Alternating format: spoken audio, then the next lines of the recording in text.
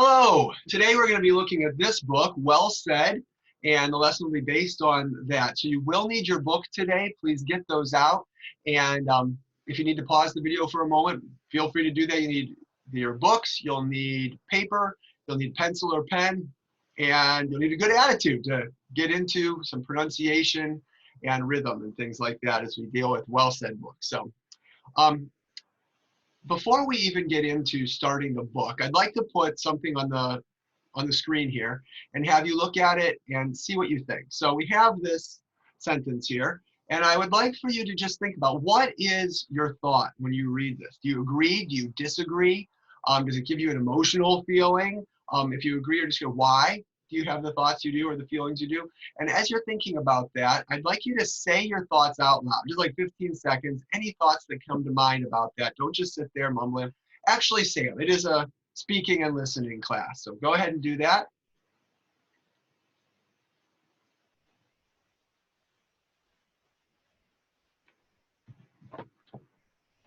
All right. Well, some of you may have had some strong emotions on that. Some of you may not have cared one way or the other, but and have some thoughts that you'd like to share about that. I would like to put another thing on the board here. What we're going to be looking at in this unit is thought groups.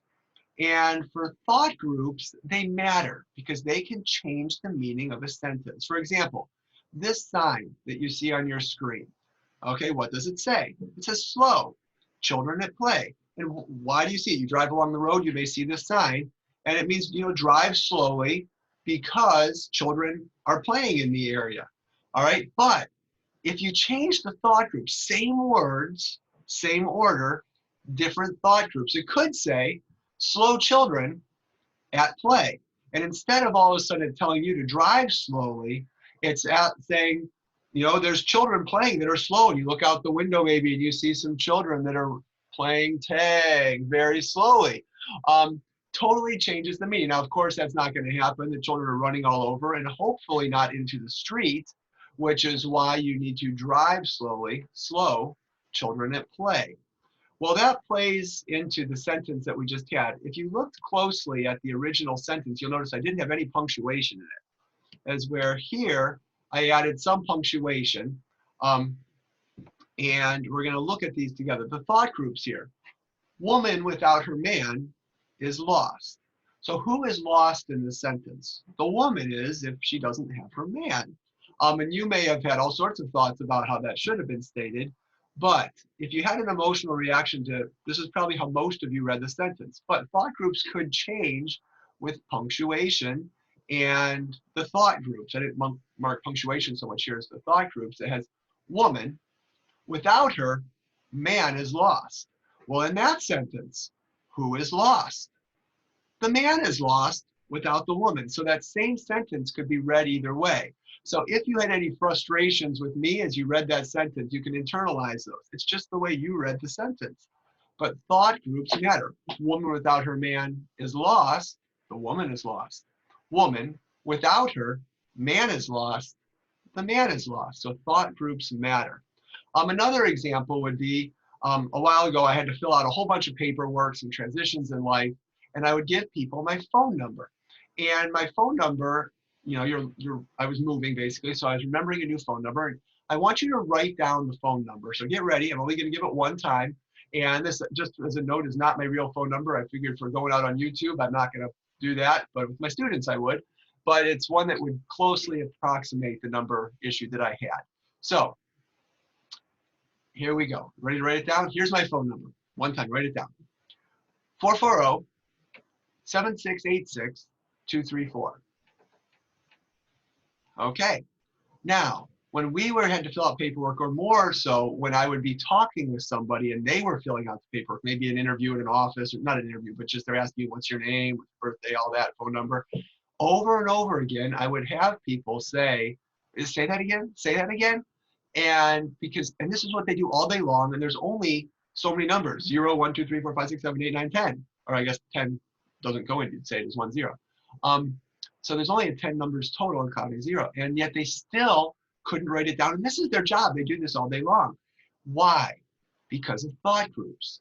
The normal way for Americans to say the thought group is 3 digits, 3 digits, 4 digits, or maybe you have 3, 3, and then those last four divided into 2, 2. That's usually okay as well. But I was dividing it 440, 3 digits, 7686, 4 digits, 234, 3 digits. So I was changing the thought groups. Now, to help remember those, this made sense because 440 is our area code. Everyone knows that one. The 7686 sort of has a little rhyme, a little rhythm to it, so it's easy to remember. And 234 go together. So for my memory's sake, that was easy to remember. But that's not the way that we normally would say it, which would be 440, 768, 6234. Okay? And the thought groups really screwed people up. So I had to learn to not say it that way. Well, in this chapter, we're going to look at how to divide thought groups and how thought groups help listeners to understand what you're saying. And as you get used to thought groups, will help you to listen as well. So when native speakers are speaking in English, we organize our thoughts into meaningful chunks of words. So each chunk, well, it sort of makes sense within itself, okay? We do not say our words word by word.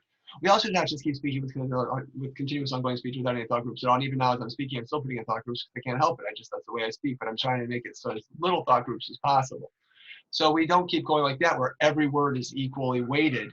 We do thought groups so we can process one thought at a time. For example, hello, this is 707-555-7575. I can't answer the phone right now, but please leave a brief message and I'll return your call as soon as I can. Now, where there's a comma, there's a natural thought group there. So I didn't mark all of those. But you'll notice it says, I'll return your call as soon as I can. There is a thought group there. Now, you might say it differently, and I'll return your call as soon as I can. Either way is sort of okay. But each of those thought groups makes sense. And I'll return your call. That makes sense by itself. As soon as I can. That makes sense by itself as well. So that's the way that thought groups are. They divide a sentence that you're speaking, sort of like periods and punctuation, commas and stuff would a written sentence. All right. Well, on your screen right now, you see some choices. On the left-hand column is all where there's just one solid thought group. And on the right-hand column, the B's, there are 2 thought groups. So the first thing I'm going to do, we'll look at an example, and then we'll see if you can mark the right answer in your book. So for A, for the first one, would just be 7-week-long vacations. And B would be 7-week-long vacations. All right, so get ready to mark in your book just to get you used to listening to this. So here we go. Number 1, 7-week-long vacations. Number 2, 3-hour-long exams. Number 3, 49-cent stamps. Number 4, please call me Ben. Number 5, who's hiring Julia? Number 6, slow, men working. All right, you got those marked? Fantastic. All right, I will now play them side by side, or I'll say them side by side. So here we go, I'll do A and then B so you can hear the difference. So we have 1, 7-week-long vacations. B, 7-week-long vacations. And actually, before we get into this, I will give you the answers here that we had. So let me do that. All right, on your screen, you see the answers there from our original times. So you can check yours and see how you did. All right, I hope you did well on that. So now I'll read them side by side. So we'll start with number 1, and I'd like you to repeat after me. I know you're sitting at your computer. It's easy to just listen to me, but I would like you to say them because it helps to get that rhythm of the thought groups and the intonation of the thought groups, where it's just hearing it, you hear it, you can say, I've got it, but you got to say it to start creating the habit. So, and if you have children or a spouse, yes, they'll think you're crazy, and then you can tell them your teacher's crazy, and it's all okay. All right, here we go. 1A, again, speak along with me after I say it. 7-week-long vacations. B, 7-week-long vacations. Number 2, 3-hour-long exams. B, 3-hour-long exams. Number 3, 49-cent stamps. B, 49-cent stamps. Number 4, please call me Ben. B, please call me Ben. Number 5, who's hiring Julia? B, who's hiring Julia? Number 6, slow men working. B, slow men working. All right, great. Now I'd like you to think about these sentences or phrases, and what is the difference in meaning?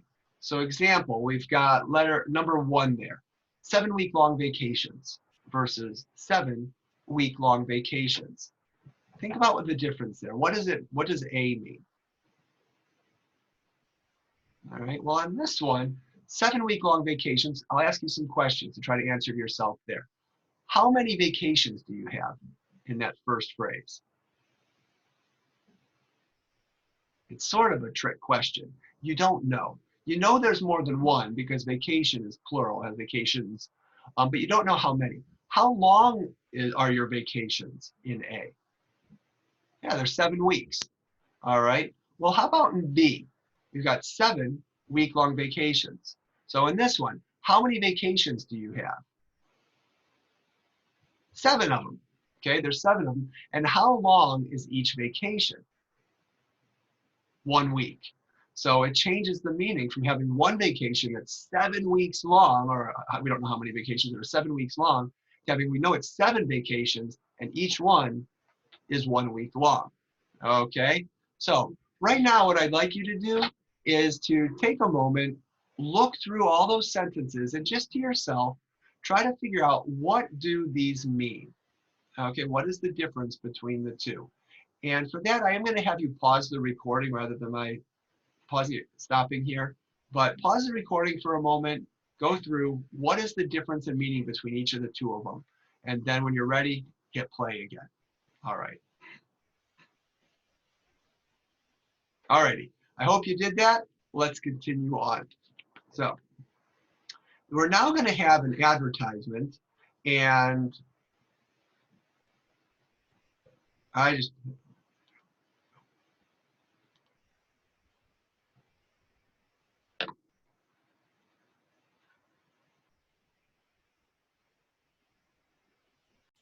okay, sorry about that. I realized that I was going to have to look down to read, and I prefer not to do that, so I fixed that situation. So we're going to hear an advertisement. I'm just going to read it for you. And I'd like you to just listen for the thought groups, okay? And to try to figure out, like, how do the thought groups, why are they used the way they are? In an advertisement, everything is calculated. And why do they use the thought groups that they do in this advertisement? So here we go.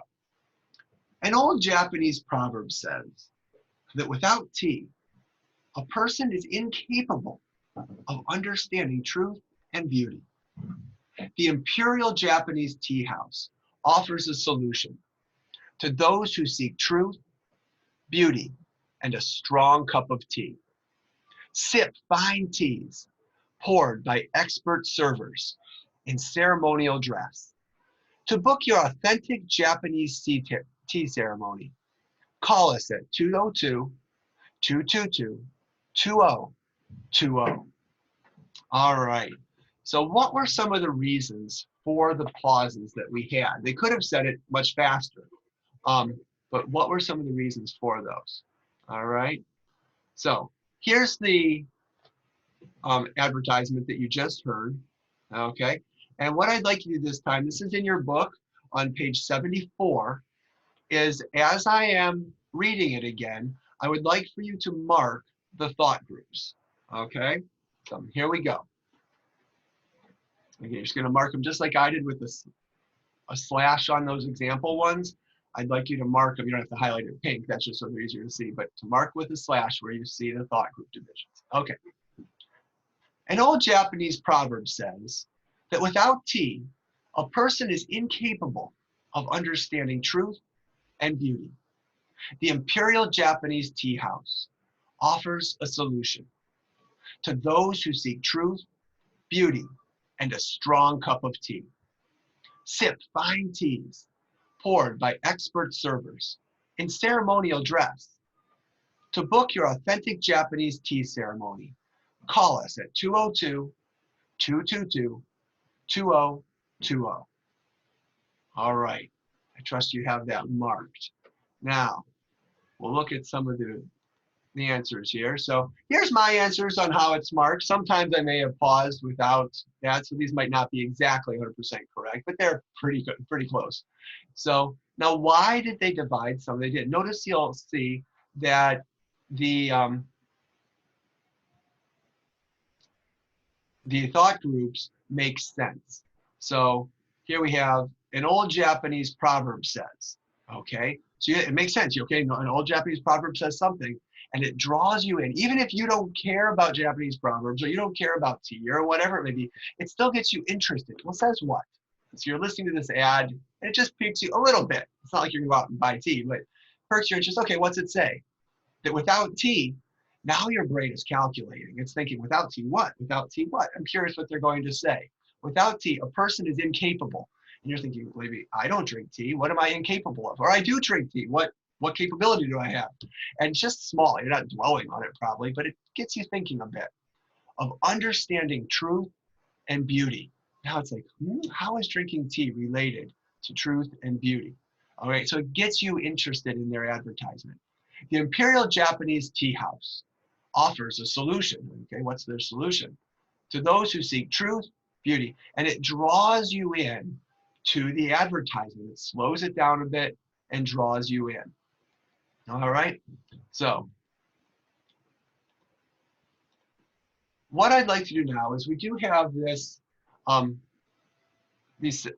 conversation on the screen here. And before we even look at the conversation, I would like you to answer 2 questions for me. And you can see those on the screen. Who is probably coming to dinner alone? And who is probably coming to dinner together? So I would like you to look at the screen there and try to figure out who is probably coming to dinner alone and who is probably coming to dinner together. All right, go ahead and do that.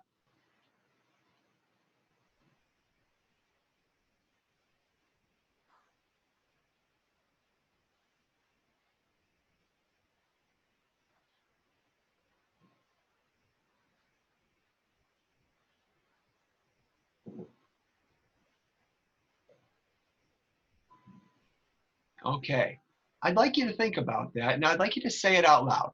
Who do you have coming to dinner alone? Say it out loud. All right. Who do you have coming to dinner together? Okay. Now, to perform this, I've actually got some friends that are going to read this for us. So let me get my friends here. My first friend is going to be, I got my 2 friends here, is going to be this fine lady whose name I don't have a name for her yet.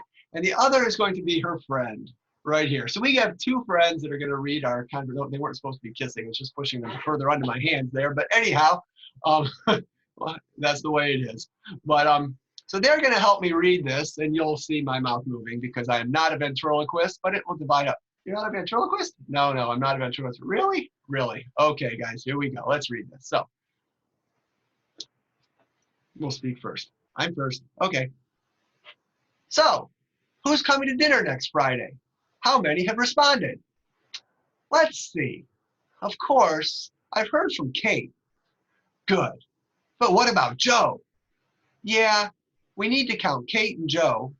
I've also heard from Jay and Lou and Carlos. Okay, so far, that's Kate and Joe and Jay and Lou and Carlos. All right, thank you guys. How do we do? Oh, you did great. Okay, you can go now. All right, bye. All righty. You can tell I have children. So actually, those are mine. I've got to be honest. So the kids can use them. But so there we have the phrase there. So who was coming together in that dialogue? Hopefully, you weren't too distracted by watching the puppets there. If you were, you can go back and watch that again. All right. Well, we'll put some answers up. And here we have our thought groups. So you can see where it says, let's see, of course I've heard from Kate. Good, but what about Joe? Yeah, we need to count Kate and Joe. They're coming together. I've also heard from Jay. He's coming alone. And Lou and Carlos. They are coming together. So far that's Kate and Joe together, and Jay by himself, and Lou and Carlos together. So the thought groups change the way that things group.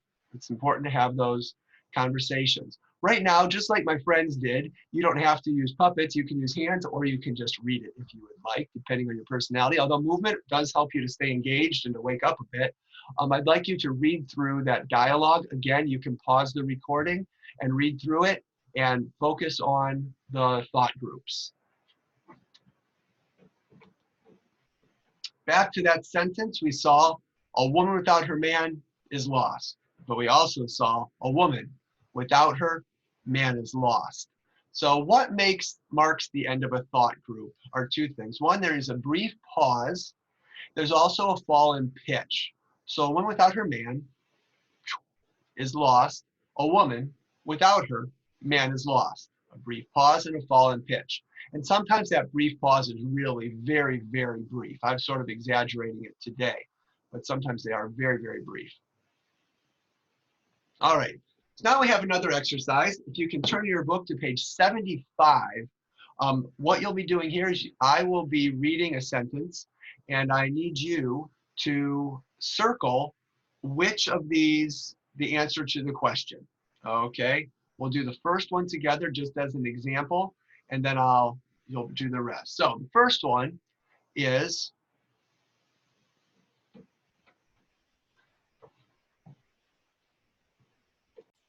okay, the first one is, the teacher, said the student, is brilliant. So who is brilliant in that example? I'll read it again. The teacher, said the student, is brilliant. The teacher is brilliant, and the student is the one speaking. Now that might confuse some of you. We'll look at that in a little bit. But for right now, I'll just let you know the teacher is brilliant in that one. Okay, we'll do number two. The teacher said, the student is brilliant. Again, the teacher said, the student is brilliant. So who's brilliant in that one? The student, yeah. All right, now I'm gonna go through the rest and then we'll check answers at the end. Number three, his dogs are named Java, Joe, and Jupiter. Number four, his dogs are named Java Joe and Jupiter. Number five, after we left, Sam, Sarah, and I went to lunch. Number six, after we left Sam, Sarah and I went to lunch. Number seven, Marie, said the landlord, is irresponsible. Number eight, Marie said, the landlord is irresponsible. All right, got your answers? Well, let's look at some answers here. Here we go. So, first one was, the teacher, said the student, is brilliant. So the teacher was brilliant. Number two, the teacher said, the student is brilliant. Number three, his dogs are named Java, Joe, and Jupiter. Number four, his dogs are named Java Joe and Jupiter. Number five, start that over again. Number five, after we left, Sam, Sarah, and I went to lunch. Number six, after we left Sam, Sarah and I went to lunch. Number seven, Marie, said the landlord, is irresponsible. Number eight, Marie said, the landlord is irresponsible. So there's your answers for those. Okay, now here's the sentences that I was reading. So you'll notice in the first one there that, oops, let me go back to those. We have The teacher, said the student, is brilliant. All right. So I didn't mark them down here. I should have. It's the same type of grammar structure. But up here I have the teacher, okay? The student is talking, all right? So instead of, you could say, the student said, the teacher is brilliant, same meaning. The teacher is brilliant, said the student, same meaning. Or you can put it in the middle here, the teacher, said the student, who's talking, is brilliant. So another way to do the sentence, so the teacher is brilliant, student is talking. So I'll say them, I'd like you to repeat after me. The teacher, said the student, is brilliant. Number 2, the teacher said, the student is brilliant. Number 3, his dogs are named Java, Joe, and Jupiter. Number 4, his dogs are named Java, Joe, and Jupiter. Number 5, after he left, Sam, Sarah, and I went to lunch. Number 6, after we left Sam, Sarah and I went to lunch. Number 7, Marie, said the landlord, is irresponsible.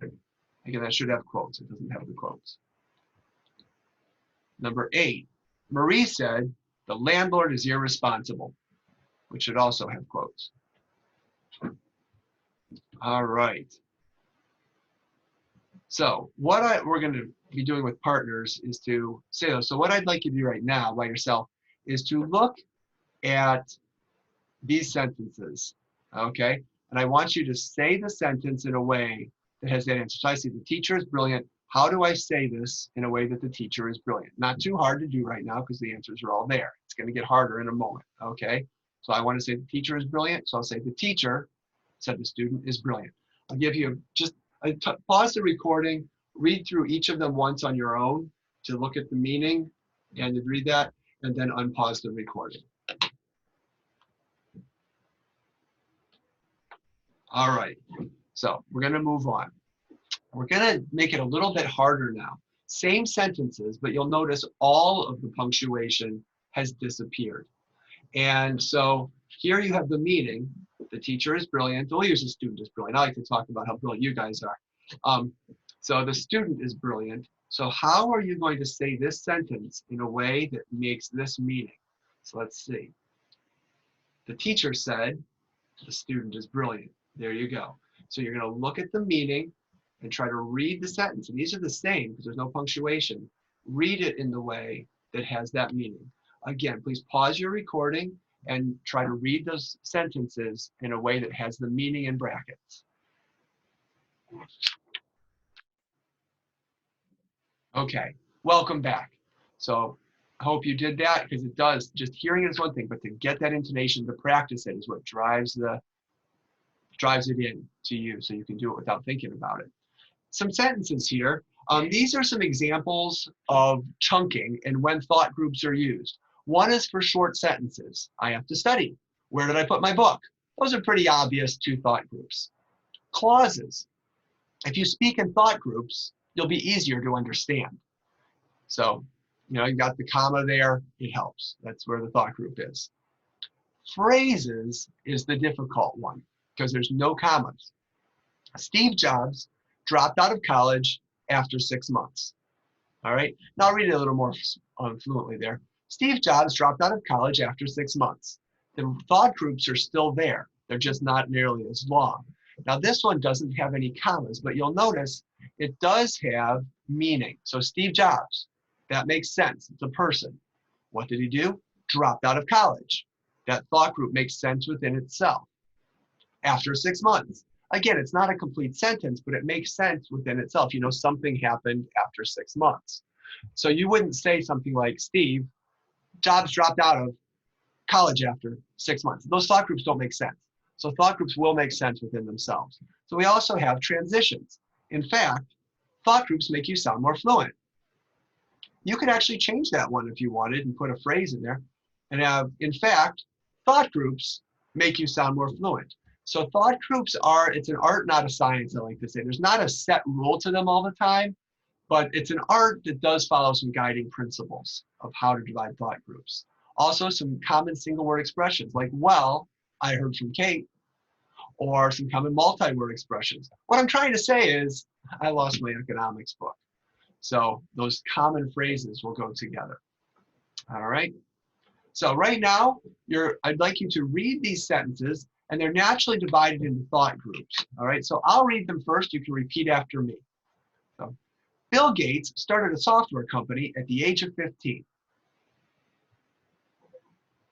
Great. Lucy Liu studied linguistics at the University of Michigan. Now, for some of these, you may notice that you screw up the words. Don't worry about it. If you say the wrong thing, if you say Lucy Liu studied math at the University of Michigan, I don't care. The thought groups are what we're most worried about, okay? Next one, fashion designer Tommy Hilfiger sold blue jeans from the trunk of his car. Okay? Jennifer Lopez worked in a law office before becoming a superstar.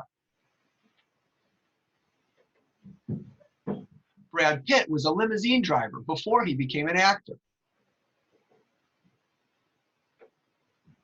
Matthew McConaughey cleaned chicken coops as an exchange student. All right, now for this one, I'm not too worried if you can pronounce the name McConaughey. So if you just want to say, Matthew cleaned chicken coops as an exchange student, I'm good with that. So right now, again, pause the recording and try to read them on your own with the thought groups. Now I'll give you a hint. If you're actually reading, your thought groups will probably be very clearly done, but it won't sound as natural. But if you can sort of get the sentence in your head and then look away from the screen, that can be helpful, or look away from your book.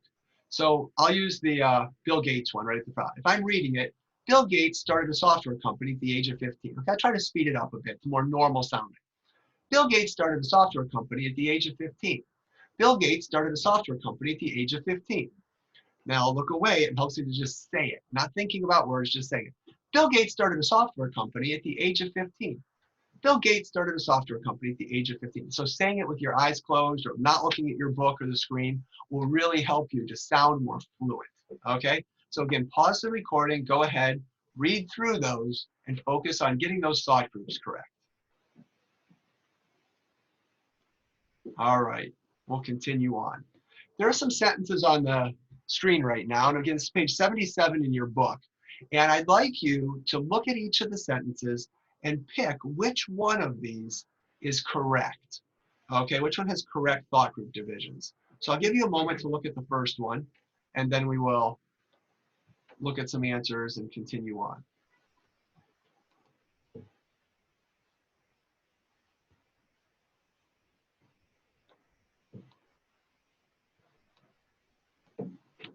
All right, the choices are, last month, I went to San Francisco and walked across the Golden Gate Bridge. Or, last month, I went to San Francisco and walked across the Golden Gate Bridge. Which one did you have? That's B, the answer there. So, all right. Now, I'd like you to do the next three, 2, 3, and 4 by yourself. So read them and see which one is correct.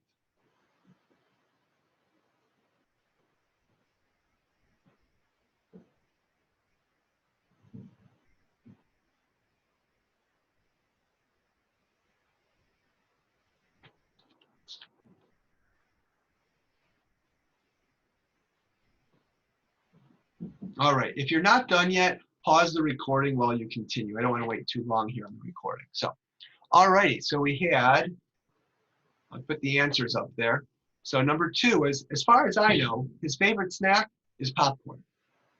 Number 3, John wants to be an airline pilot, but he's colorblind. And number 4, I just remembered that I wanted to tell you about my dream. Now, you could get rid of some of those thought groups. You could say, I just remembered that I wanted to tell you about my dream. Again, it's an art, not a science. Some people may speak more quickly, some more slowly.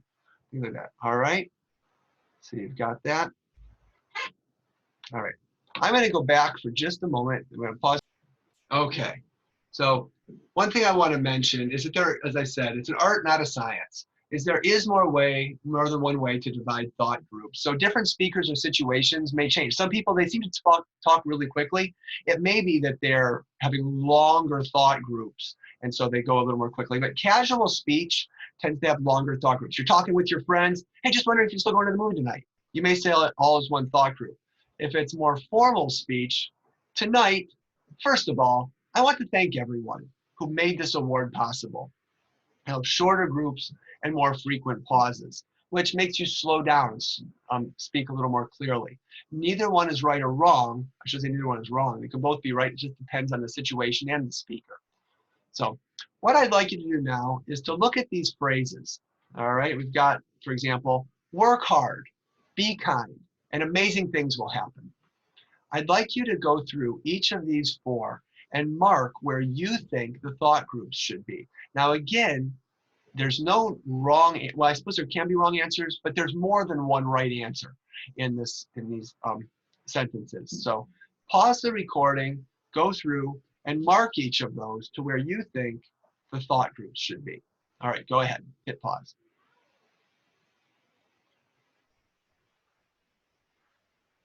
All right, I trust you did that. So I will show you my divisions. Now I do that with caution because my divisions are not the right answers. I say that often in class that there may be more than one answer. So just because yours are different than mine doesn't mean that yours are wrong. So I actually changed their example one. They had just the three thought groups, two divisions. I put it as a possibility of adding another division in there. Work hard, be kind, and amazing things will happen. And that gives extra stress to the idea of the will happen part.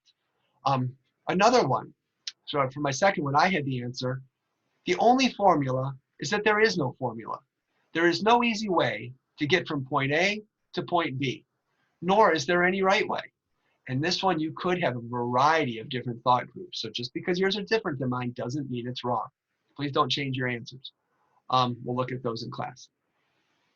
Number three, learn from every mistake because every experience, particularly mistakes, are there to teach you and force you into being more who you are. I actually added a thought group there between more and who. So you can see there's different ways to do that. And I even see that. You can see the different shades of blue are some optional ones that I saw. So number four, stay hungry, stay foolish. Thank you all very much. Or stay hungry, stay foolish. Thank you all very much. Different ways to do it. Great. All right. So right now I'd like you to take about 30 seconds, read some of those and read them with motion, not just work hard, be kind, but work hard, be kind, and amazing things will happen with emotion. These are all graduation speeches or parts from them. So take 30 seconds, pause your recording, read through them, and then we'll talk to you again in 30 seconds or so. All right, welcome back again.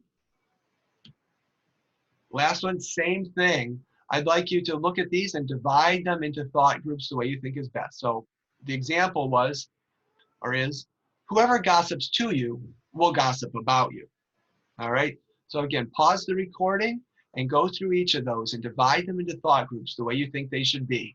And say them out loud as you're doing that to focus on the thought groups. Okay, pause the recording and go ahead.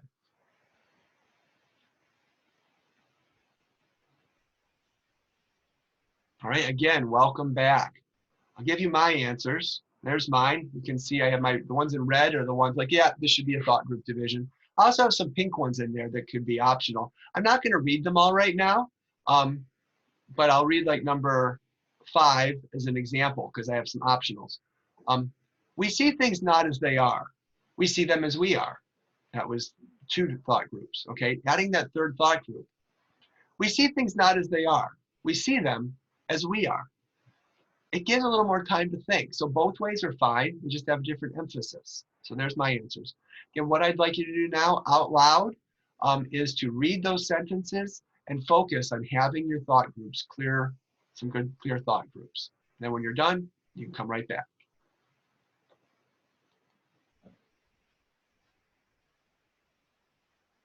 Okay. Again, welcome back. So that's the introduction to thought groups. Thank you for sticking through the end. I hope you did do the activities. And if you didn't, you've got your book. You can go through and they're there. A lot of them you don't need the video for. You can look through and to read some of those sentences and practice having those thought groups. Have a great day. We'll see you in class.